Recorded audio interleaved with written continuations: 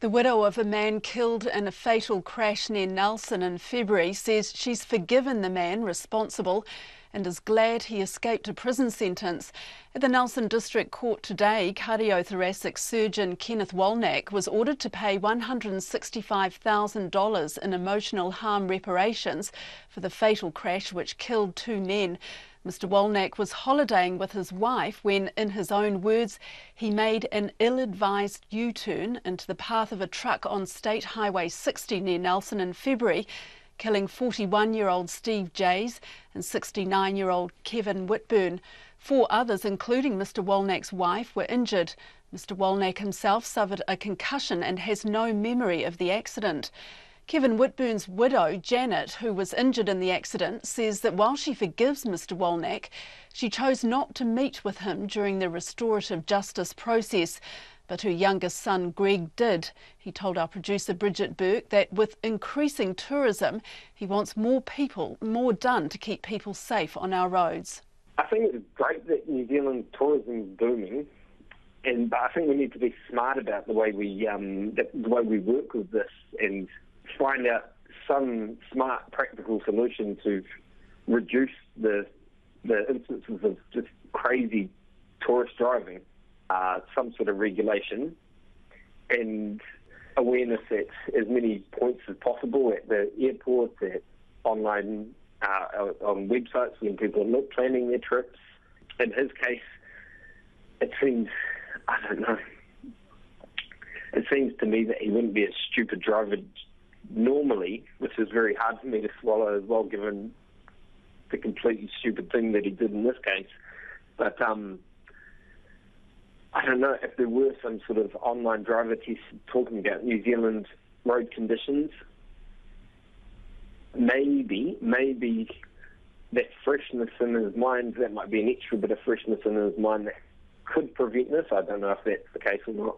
In terms of what he did, it just seems like just a stupid moment that I can't comprehend. And to be honest, in the conversations, he sounds like he can't comprehend that he did it either, or why he did it.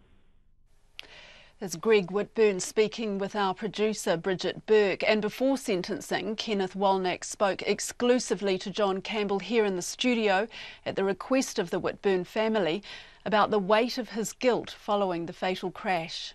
I made, to put it mildly, an ill-advised U-turn on this state highway, I think you call them, at a particularly inauspicious point. And thereby precipitated the accident. As I understand it, the driver of the truck who was killed in the accident swerved to avoid me, striking our vehicle and ending up in oncoming traffic where he struck another vehicle, or the vehicle and its trailer. I'm not sure of. And I believe the driver of that other vehicle was also killed. Kevin Whitburn and Steve Jays were the people killed, right? Right. And Kevin Whitburn's wife Janet has been on this program. Yes, I had heard that, and I haven't had the pleasure of meeting her, but I have met 3 of her children. And she said, and it was quite remarkable to hear her say it, it was an accident and she forgives you. Yes, when I was told that, a couple of weeks afterwards, I don't recall how, when she appeared on your program.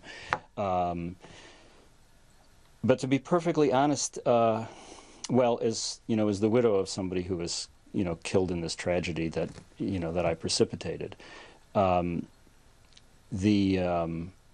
was remarkable to hear that, but entirely consistent with everything, what I heard from everybody, who I had the chance to speak with about this in New Zealand, who was familiar with the accident or not. You're saying you've been the recipient of, and I'm paraphrasing here, immense kindness and a sense that people understand this was an accident, as terrible as that accident was. There's absolutely no propensity to blame me Do you blame yourself? From any of your countrymen. Which is a lovely reflection, I think, on, I hope, on us. But do you blame yourself? I think it's impossible not to. I mean, there isn't any doubt in my mind that, you know, the police are accurate in their recreation, you know, of the accident. In some ways, it might be a strange blessing that I have no distinct memory of what led me to make this, you know, careless mistake. And let me say that, you know, in as humble a way as possible, I believe that words fail to communicate, you know, how dreadful an error this was. So, yes, I mean, I hold myself responsible, you know, for, you know, causing this mayhem. What is the weight of that accident on you now? How hard is it to carry that weight? Well,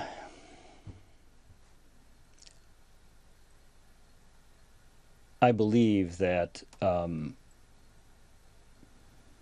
first of all the kindness and particularly the forgiveness that I've received, you know, from some family members, makes that weight, you know, all the easier to bear.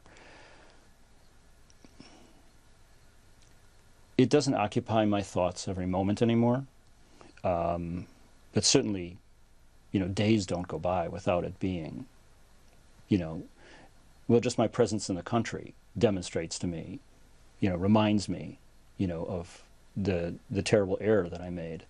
And in terms of bearing the weight, I suppose my preoccupation with caring for my wife at this point has been in some ways a blessed distraction. How is she? She's getting along. She's recovering. Of the survivors, I think she was the most seriously injured. I feel bad because I caused her all that pain too. But you know.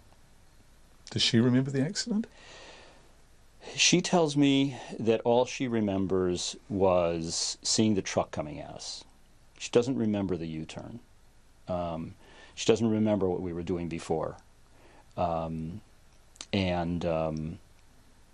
know, she does remember, you know, screaming my name, and the thing that she remembers most vividly is that she thought she was going to die. Can we talk about the issue of driving on New Zealand roads? Now, I've driven on American roads, and there is a paternalism about American road construction, which means that you never are in any doubt about where you're going at any stage. And you drive on an American highway, and it is marked and laned, and there's median barriers, and you are, you know... Whereas you drive on a New Zealand highway, and it's a misnomer. I mean, the word highway is a misnomer. It's a country road, and there's traffic coming towards you, and there's lots of discussions about this because the bulk of our tourists, setting aside Australians and Brits, actually not the bulk, I don't know, a number of our tourists come from places where you drive on the other side of the road. Is it problematic? Did you from time to time think, where the hell am I? Where am I going? Am I on the right side of the road? Did all of that stuff happen, or did you get it? Honestly, I was just constantly reminding myself, you know, wide and right. It's the left turn that's easy here, not the right turn. And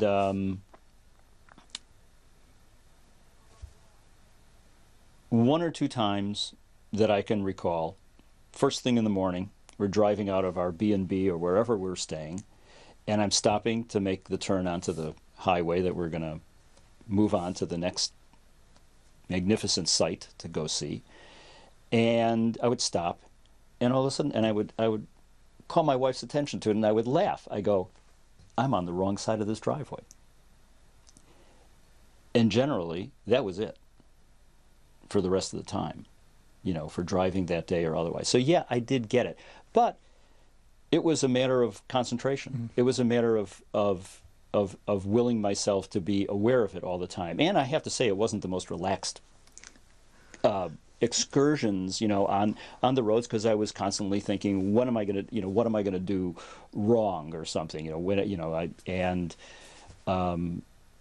happily, absolutely nothing happened until Nelson. New Zealand's very different from the United States. And one of the ways we're different is that, first of all, there are no lawsuits here because of ACC. And secondly, there is this sort of thing of restorative justice, right? And so you are meeting the families. Have you been through that process? The counselors that I've met who have facilitated the meetings are all about bringing, some peace and closure to all the parties involved. And how hard was it for you to meet people whose loved ones you had, through this accident, caused the death of? Well, I was forewarned that it would be a potentially brutal process. I haven't found it to be brutal at all. It is, it shakes me to the bone, and I would never want to volunteer myself to be put in the situation of having those meetings and confrontations, but they haven't been confrontations. They have just been a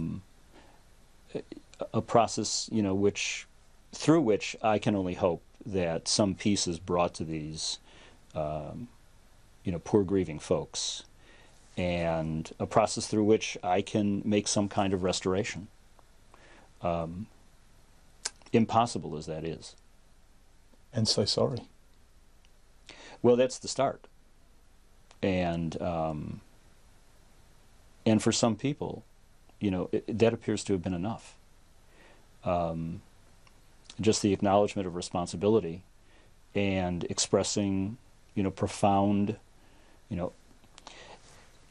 as unimaginable as their grief may be, I find it difficult to put into words how sorry I am about that. There was a period of time right after the accident, particularly when I was made aware of the fact that the unequivocal opinion was that I caused the accident, that I certainly felt like I'm going to spend a good long time finding a rock to crawl under and not wanting to peek out too much. I think some of that was the concussion, but some of it undoubtedly was the rawness of how it felt to have that, that awesome guilt. What were they like, those families, when you met them? Well, apart from the fact that they were clearly grieving, they were ordinary good folks. I learned about the two men who died. They were both, fathers and husbands, and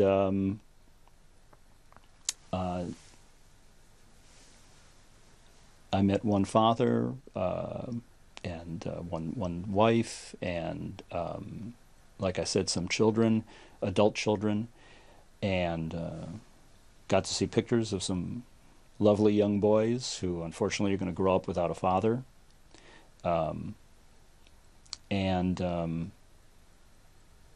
They just seem like good, solid citizens.